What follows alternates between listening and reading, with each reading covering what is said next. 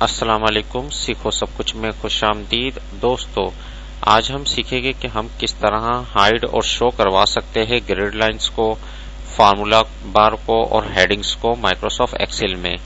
तो दोस्तों, जो आपको ये बॉर्डर बना हुआ नजर आ रहा है हर सेल में, ये क्या है? ग्रिड लाइंस कहलाती है।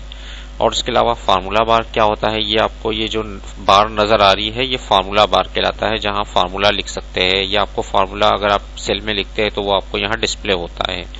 इसी तरीके से हेडिंग्स क्या है? आप जो भी कॉलम है उसमें ए बी सी डी, ये क्या है? हेडिंग्स है। और ये 1 2 3 4 रो में 1 2 3 4 है, ये क्या है? हेडिंग्स है। इसको अगर आपने हाइड करवाना है तो इसको किस तरह कराया जा सकता है, आज हम ये जानेंगे। तो इस ग्रिड लाइंस को अगर हटाना है हमें, तो इसके लिए आप व्यू पर आ जाए। व्यू में आपके पास ये ऑप्शन नजर आ रहा है, चेक लगा हुआ है ग्रिड लाइंस का।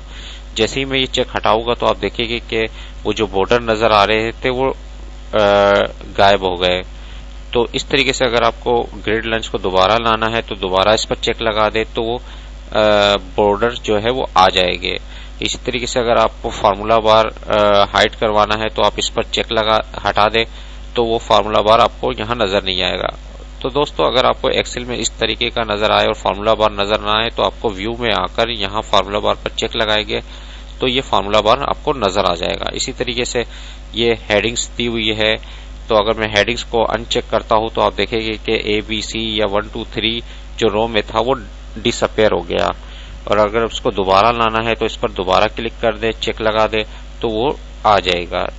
तो इस तरीके से माइक्रोसॉफ्ट एक्सेल में इस चीज को हाइड और शो करवाया जा सकता है, ग्रिड लाइंस, फार्मूला बार और हेडिंग्स को। तो उम्मीद है कि वीडियो आपको बहुत पसंद आई होगी। लाइक और सब्सक्राइब करना मत भूलिएगा। दोस्तों, आप मेरे चैनल को सब्सक्राइब जरूर कीजिए ताकि कोई भी नई वीडियो आए तो उसका नोटिफिकेशन आपको मिल जाए। Thanks for watching. Allah Hafiz.